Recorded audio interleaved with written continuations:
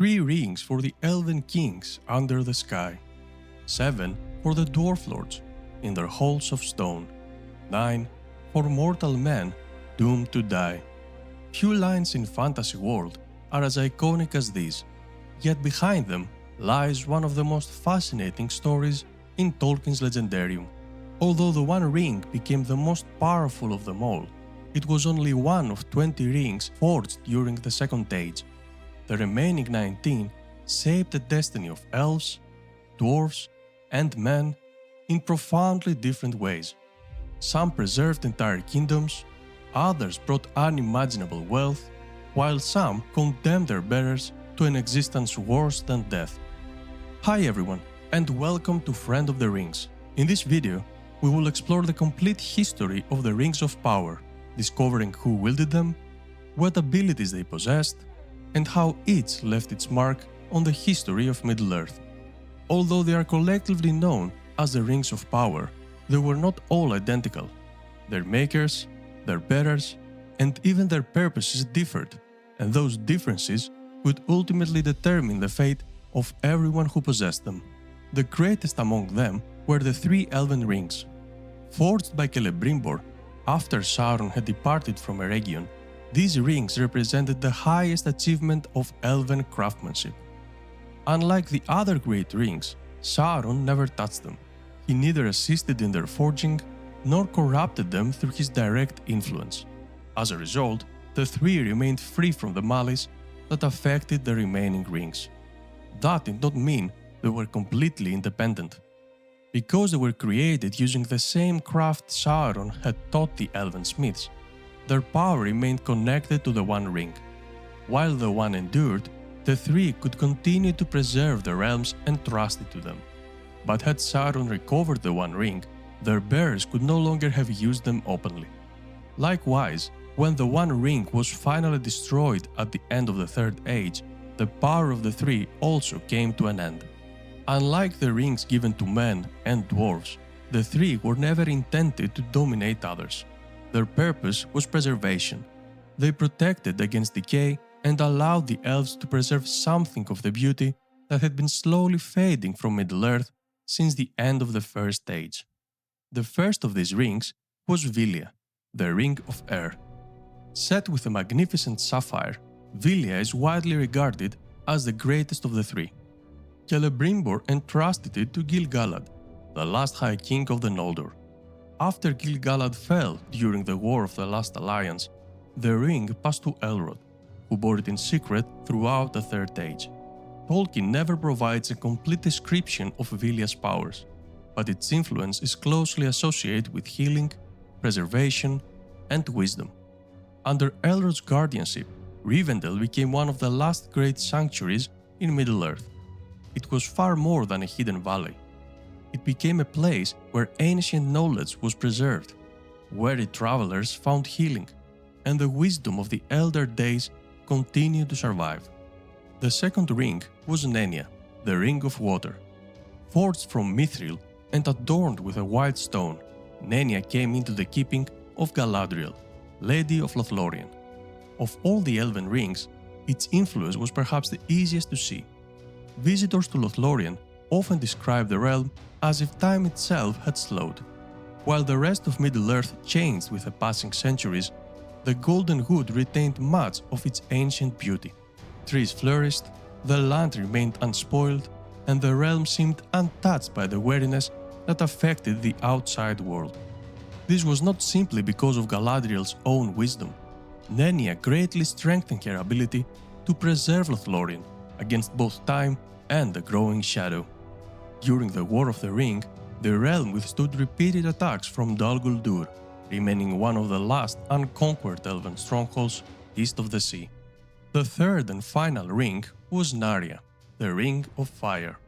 Originally entrusted to Gil-galad, Narya later passed to Círdan the Shipwright, Lord of the Grey Heavens.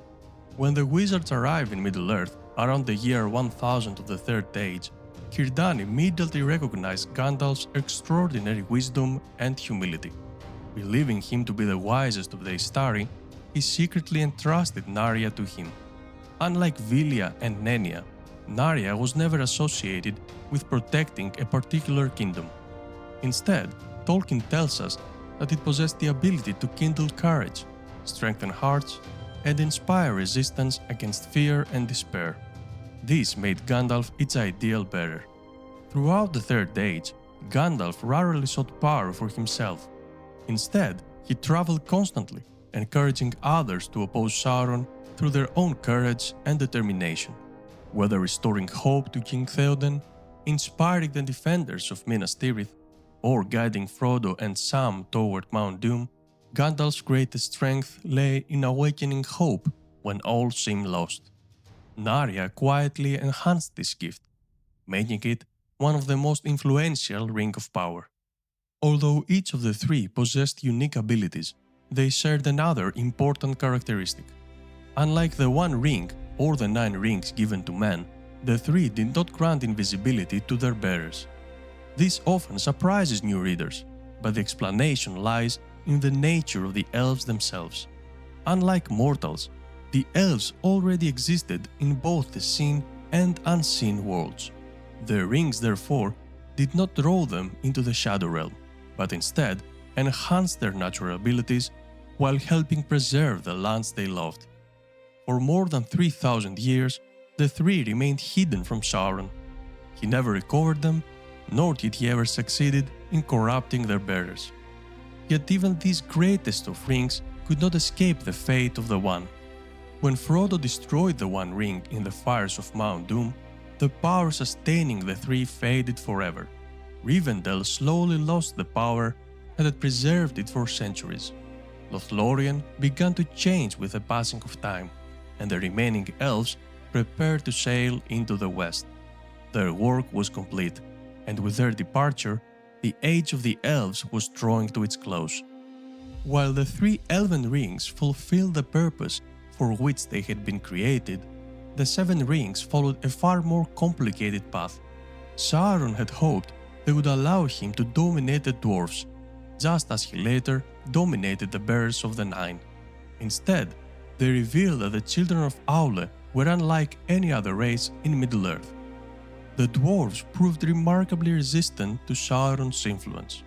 Although the 7 rings possessed great power, they could not enslave the minds of their bearers. Their stubbornness, endurance, and independent spirit made them far more difficult to control than either elves or men. Instead of bending their wills, the 7 magnified qualities that already existed within them.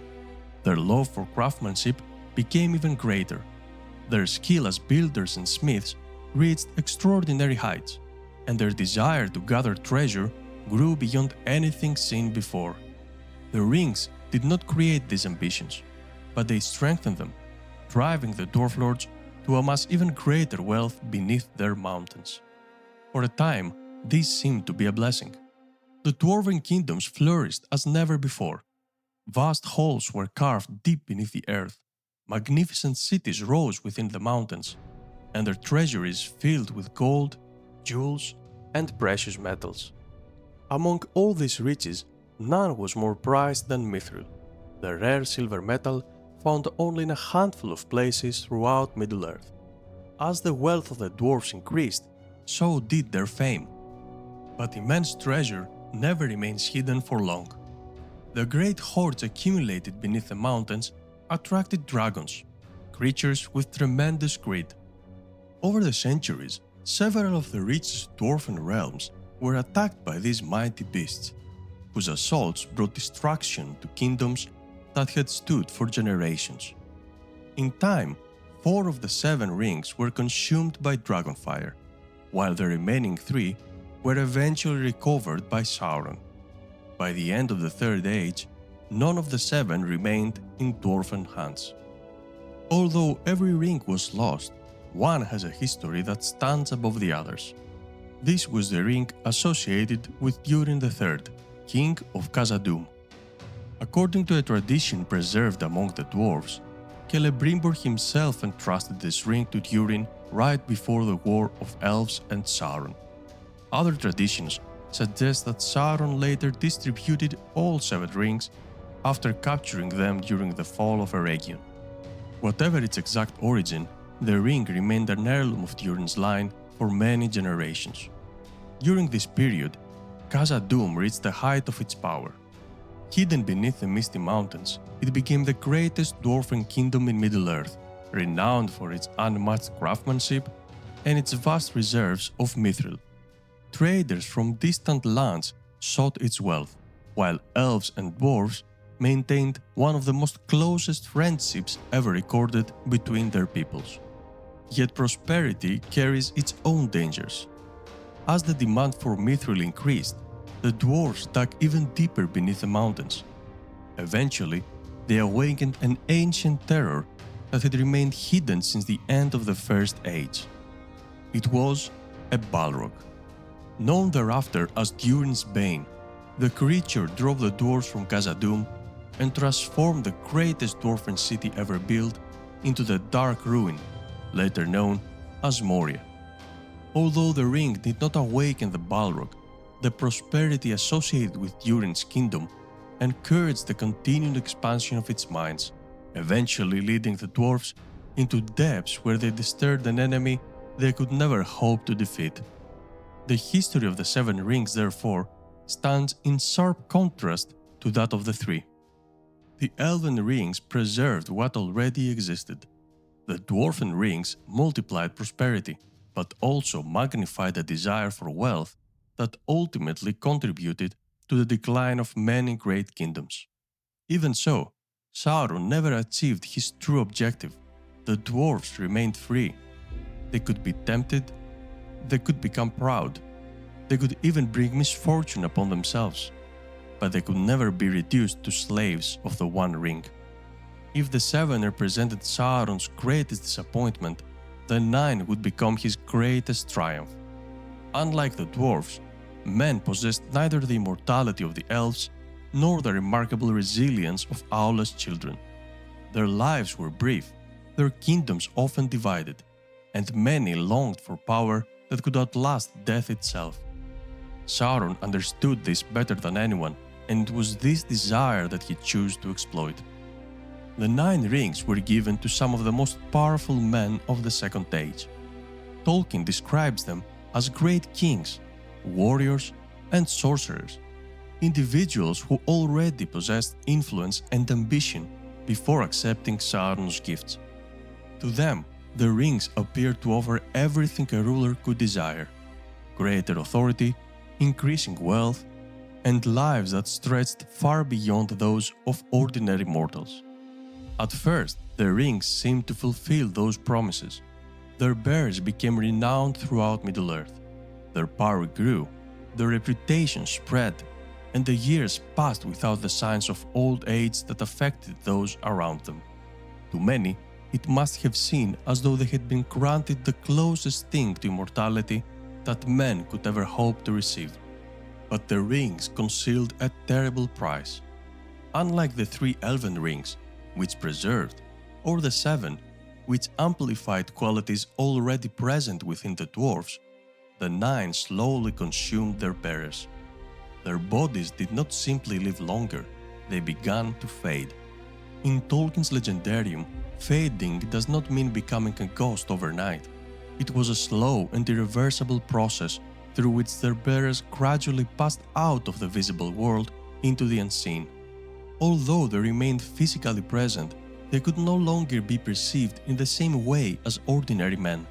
At the same time, the One Ring's influence over them grew stronger, weakening their independence until their own desires were replaced by Sauron's will. Centuries passed, and little by little, the great rulers who had accepted the Nine ceased to exist as individuals. Their kingdoms were forgotten. Their names disappeared from history. Even their faces were lost. Only their new identity remained. They had become the Nazgûl, the Ringwraiths. Bound completely to Sauron, they no longer served him out of loyalty or fear. They had no choice. Their wills had become inseparable from his own, making them the most faithful and terrifying servants the Dark Lord would ever command. Among them, one stood above all the others, the Witch King of Angmar. Although Tolkien never revealed his original name, the Witch King became Lord of the Nazgûl and Sauron's chief lieutenant throughout much of the Third Age. Around the year 1300 of the Third Age, he established the Kingdom of Angmar in the north, launching a long campaign against the Dúnedain of Arnor. For centuries, the Northern Kingdom fought to survive. One by one, its successor realms fell before Angmar, until in the year 1974 of the Third Age, Arnor was finally destroyed. The following year, an army led by Eärnur of Gondor and supported by elves from Rivendell defeated Angmar at the Battle of Fornost. As the Witch King fled the battlefield, Glorfindel made a prophecy that would become one of the most famous in Tolkien's writings. Far off yet is his doom, and not by the hand of man will he fall. Many later believed these words meant that the Witch King could never be defeated. In reality, the prophecy spoke of who would defeat him, not whether he could be defeated. During the Battle of the Pelennor Fields, the Witch King confronted King Theoden of Rohan. As he prepared to deliver the final blow, he was challenged by Éowyn, who had ridden into battle disguised as a man, and by Merry Brandybuck, whose blade broke the spell protecting the Lord of the Nazgûl. Together, they accomplished what countless warriors had failed to do. The Witch King fell. Only one other Ringwraith is known to us by name, Khamûl the Easterling. Before accepting one of the 9 rings, Khamûl had been powerful ruler among the Easterlings. Over time, he became the second most powerful of the Nazgûl and frequently acted as Sauron's deputy whenever the Witch King was absent. Tolkien also tells us one curious detail about Khamûl. Unlike the other Ringwraiths, whose abilities are described only in general terms, Khamûl's sense of smell became exceptionally keen, particularly when the One Ring was near. This explains why, during the hunt for Frodo in the Shire, he often relied less on sight and more on sensing the ring's presence. The remaining Nazgûl remain anonymous. Tolkien deliberately chose not to reveal their identities, allowing an air of mystery to surround Sauron's most feared servants. We know only that they had once been great men, and that each surrendered everything in exchange for promises that could never truly be fulfilled. The history of the 9 rings is therefore the most tragic of all. The 3 preserved, the 7 enriched, but the 9 corrupted completely. Their bearers gained power beyond the dreams of ordinary men, only to lose the very thing that made them who they were. In the end, there were no kings, no warriors, no sorcerers, only shadows, forever bound to the will of another. Yet even the Nazgûl would not escape the fate that awaited every ring of power. For when the One Ring was finally destroyed in the fires of Mount Doom, the power that sustained them vanished forever. Looking back across the history of Middle-earth, it becomes clear that the Rings of Power were never simply magical artifacts. Although they shared a common origin, each group followed a very different path, revealing as much about their bearers as about the rings themselves. The 3 Elven Rings became symbols of preservation. They never sought to dominate others or extend the lives of their bearers. Instead, they allowed the elves to preserve fragments of an older world. Under their influence, Rivendell remained a sanctuary of healing and wisdom. Lothlorien retained its timeless beauty, and Gandalf carried hope wherever darkness threatened to overwhelm the free peoples. They represented the elves' desire to protect what they loved, not to rule over others. The 7 rings left behind a more complicated legacy. Sauron's intention was to enslave the dwarves, yet their resilience prevented his plan from succeeding. Rather than bending their wills, the rings magnified their natural love for craftsmanship and their desire for wealth. The dwarves built magnificent kingdoms, amassed legendary treasures, and achieved feats of engineering unmatched in Middle-earth. Yet the same prosperity that made them great also exposed them to new dangers. Their vast hordes attracted dragons, while their relentless search for Mithril led them even deeper beneath the mountains, where ancient evil still slept. The rings did not destroy the dwarves, but they influenced the course of their history in ways Sauron himself had never anticipated. The 9 rings brought the darkest fate of all. The men who accepted them gained power, wealth, and lives that seemed almost endless, but these gifts slowly became chains. As the centuries passed, they faded from the visible world, surrendered their freedom, and ultimately ceased to exist as individuals. Their names were forgotten, their kingdoms disappeared, and only the Ringwraiths remained, living reminders of Sauron's greatest triumph. Although the 3, the 7, and the 9 produced very different outcomes, they all remained connected by one fundamental truth. Their fate was tied to the One Ring. As long as Sauron's Master Ring endured, the power of the Great Rings also endured. This was the greatest risk Celebrimbor had unknowingly accepted when he forged them.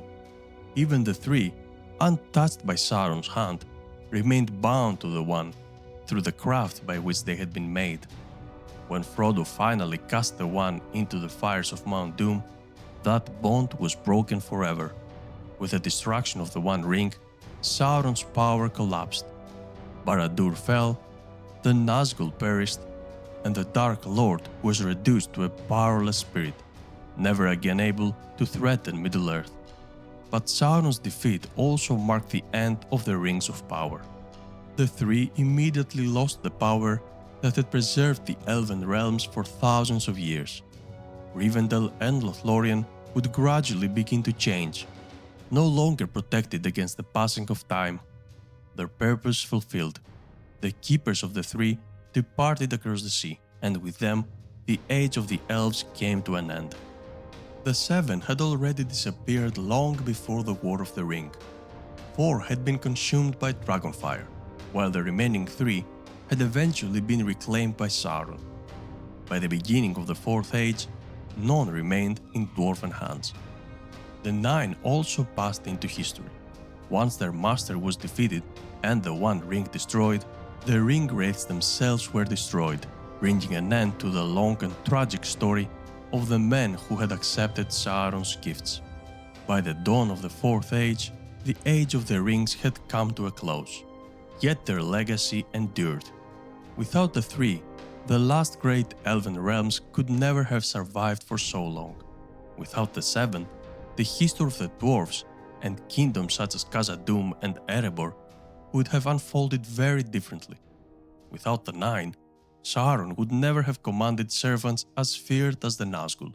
And without the One Ring, none of their stories would have been connected. Perhaps that is what makes the Rings of Power so compelling. Each reflects a different response to the temptation of power. The elves sought to preserve what they already possessed. The dwarves sought prosperity through the wealth they created. Men sought power and freedom from death. Sauron sought dominion over all. The rings did not create these desires, they magnified them. That idea lies at the heart of Tolkien's legendarium. Power itself is not inherently evil, but the desire to control others inevitably leads to corruption. Again and again, Tolkien shows us that wisdom is found not in seeking greater power, but in knowing when to refuse it.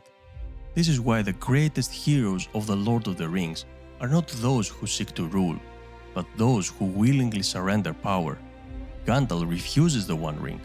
Galadriel rejects it despite the temptation. Aragorn claims his throne through service rather than domination, and Frodo carries a burden he never desired, not because he seeks glory, but because no one else can. In the end, the Rings of Power are not merely relics of a forgotten age. They are symbols of the choices every individual faces when offered power, wealth, or influence. Some resisted those temptations. Others embraced them. Their decisions shaped the history of Middle-earth for more than 3,000 years. Thank you so much for watching. If you enjoyed this video, Don't forget to subscribe to Friend of the Rings for more videos exploring Tolkien's legendarium. Until next time.